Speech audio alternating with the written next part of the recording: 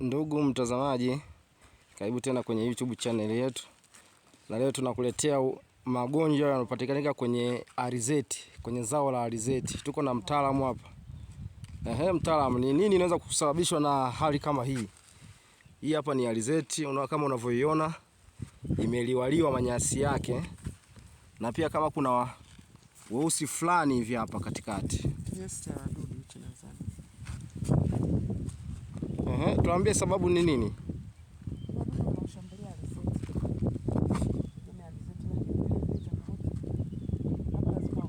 Sababishwa na magonjwa mengine kwa sababu sawa tunalima kwa kuchanganya katika mashamba, lakini hii imepitiliza. Kuna mahindi, kuna alizeti, kuna mboga za majani, kuna viazi. Kila kitu kinakuwa na maradhi yake. Sasa unavyochanganya hivi wadudu wanaweza kutoka kwenye zao hili wakaingia kwenye zao hili. Hiyo nayo ni changamoto. Hata kama tunachanganya tuchanganye kwa kiasi.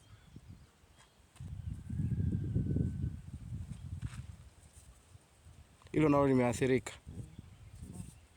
Inakuwa jeusi. Inapoteza ile rangi yake ya asili. Na kama hivi inavyoendelea mwisho wake litakuwa la njano.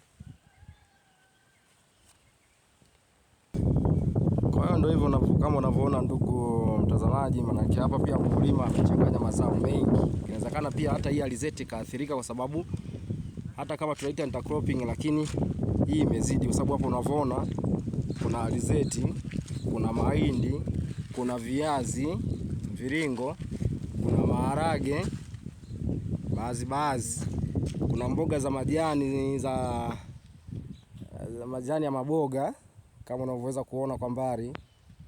Kwa hiyo hii yote pia kila mmea una magonjwa yake, lakini kwa ujumla yanaweza kuwa yanaambukizana.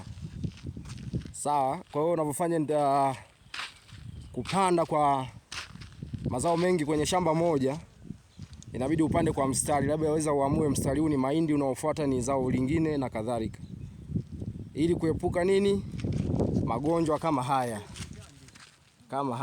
Hii ni alizeti ambayo tayari imeshaathirika na wadudu.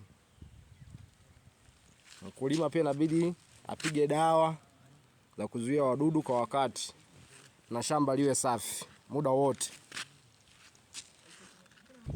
Basi karibu tena kwa huduma za mafunzo ya kilimo, zana za kilimo, mbinu za kisasa kabisa za mifugo na kadhalika, ili uweze kufanikiwa katika kilimo chako na uweze kupata tija kwenye kila unalofanya kuhusiana na mnyororo mzima wa thamani wa kilimo na ufugaji pia.